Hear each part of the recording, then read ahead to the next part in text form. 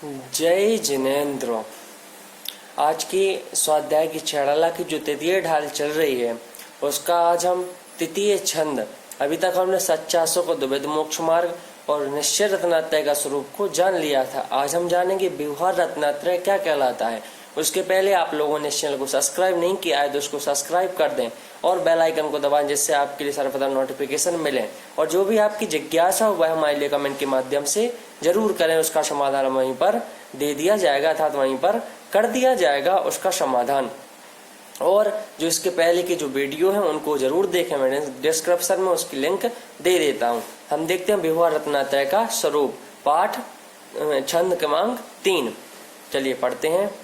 जीवे अजीव तत्व आश्रव बंदर संबर जानो निर्जर मोक्ष का है जिन तिन को जो का त्यों सरधानो है सोई समकृत व्यवहारी अविन रूप बखानो तिनको सोन सामान्य विशेष दृढ़ प्रतीत और आनो। इस प्रकार से हमने क्या छंद को देखा।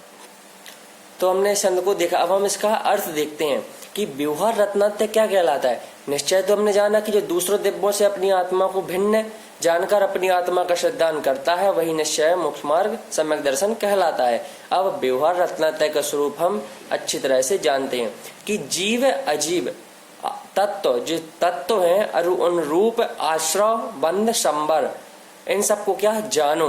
निर्जर मोक्ष कहे जिनको तिन ज्यों का त्यों सरधानो, अर्थात निर्जर निर्जरा मोक्ष मोक्ष कहे जिन तिनको कहते हैं तिनको अर्थात किनको, उन सातों तत्वों को ज्यों का त्यों सरधानो।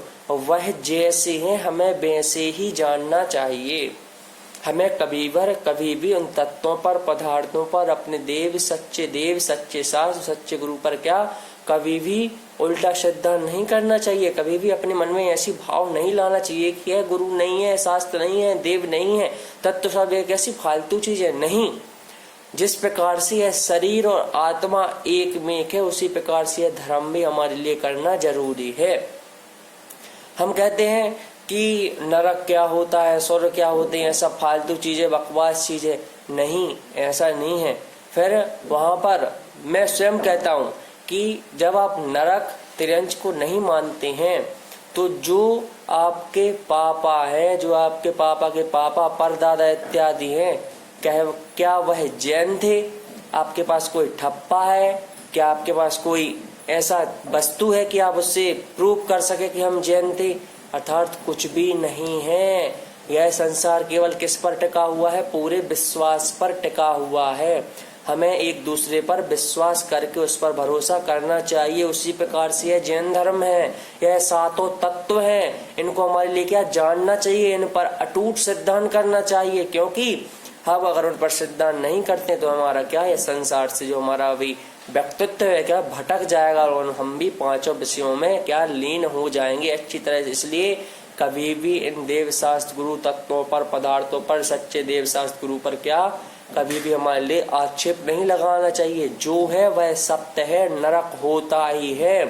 अब कहेंगे नरक नहीं होता, ध्यान रखना, जो कहते हैं नहीं होता वह जाएंगे तो उनके लिए पता पड़ जाएगा कैसा होता है। और स्वर्ग जो होता है वह भी अच्छी तरह से तिरंजों के दुख हम स्वयं देखते हैं, वह भी तो जीव है। गाय को हम मारते तो वह भागती है ना, उसके दुख होता है। जब भी तो गर्मी चल रही है उसके लिए पानी मिलता है, अर्थात नहीं मिलता है, वह भी भूखी प्यासी। और हमारे लिए 3 घंटे अगर पानी नहीं मिले तो हमारा क्या हाल होगा हम स्वयं जानते हैं। इसलिए हमें भी उन साधु तत्व इत्यादियों पर क्या अटूट सिद्धांत रखना चाहिए। जिस प्रकार से हम अपने माता पिता पर सिद्धांत रखते हैं उसी प्रकार से हमारे लिए क्या उन जैन धर्म को भी सिद्धांत करना चाहिए। क्योंकि हमारे माता पिता हमारे लिए कभी भी धोखा नहीं दे सकते, वह कभी हमारा उल्टा नहीं सोच सकते। उसी प्रकार से तत्वों पर भी ऐसा ही सिद्धांत करना चाहिए। अब है सोई समकित व्यवहार या इन रूप बखानो, है सोई अर्थात इन सब के लिए क्या समकित व्यवहारी सम्यक दर्शन है। यह सब क्या है? सम्यक दर्शन है। क्या व्यवहारी व्यवहार रूप से सम्यक दर्शन है। अब इन रूप बखानो, अब इनका क्या करते हैं? बखान करते हैं इन सातों तत्वों का। आगे के जो छंद आएंगे ना उनमें हम क्या देखेंगे, जो तत्व हैं, अब इन सब का क्या करते हैं, बखान अर्थात कहते हैं, तिनको सुन सामान्य विशेष हैं, दृढ़ प्रतीत और आनो।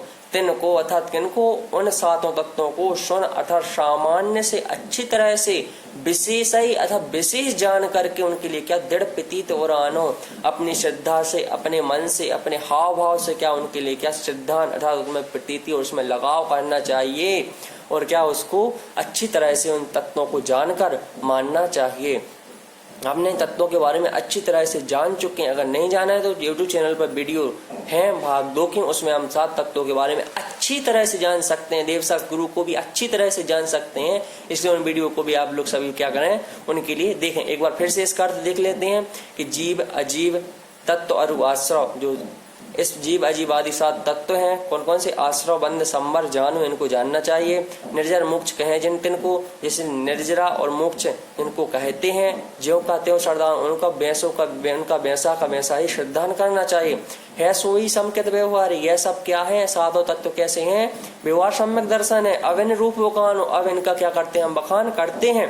तिनको सुन सामान्य विशेष है, इन 7 तत्वों को अच्छी तरह से जानकर विशेष रूप से मानकर क्या करना चाहिए, दृढ़ प्रतीत और आनो, अपनी श्रद्धा से, अपने भाव से, अपने मन से उन तत्वों पर अटूट विश्वास करना चाहिए कि आश्रव जो होता है उससे क्या होता है, कर्मों का बंध होता ही है। बंध आश्रव होता है, कर्मों का बंध होता है, उससे कर्मों का क्या होता है, बंद हो जाता है। फिर संबर निर्जरा आदि से क्या होता है, कर्मों का धीरे धीरे पूरे चले जाते हैं, रुक कर चले जाते हैं, और अंत में जब निर्जरा से पूरे कर्म हमारी आत्मा से निकल जाते हैं तो वह क्या हमारे लिए उस समय मोक्ष प्राप्त हो जाता है। लेकिन निर्जरा अभी तक हमने अनंत भवों से की नहीं है, क्योंकि संबर तक तो पहुंच गए, लेकिन निर्जरा भी की, लेकिन एक देश की, लेकिन पूरी की पूरी निर्जरा हम नहीं कर पाए, तो हम इस संसार में क्या भटकते आ रहे हैं इस प्रकार। इसलिए हमारे लिए उन तत्वों को जानना है और अच्छी तरह से पहचानना है। अब देख लेते हैं इसका अर्थ, जीव अजीव आश्रव बंध संबर निर्जरा और मोक्ष, इन 7 तत्वों का स्वरूप जैसा श्री जिनेन्द्र भगवान ने कहा है वैसा ही मानना या सिद्धांत करना, सो क्या कहलाता है, व्यवहार सम्यक दर्शन कहलाता है। 7 तत्वों का सामान्य और विशेष स्वरूप आगे कह रहे हैं, उसे सुनकर समझकर दृढ़ता से हृदय में धारण कर लेना चाहिए। देखिए, अगर हम धर्म को मानते हैं, धर्म पर सिद्धांत करते हैं, तो कहते हैं भव्य अभव्य।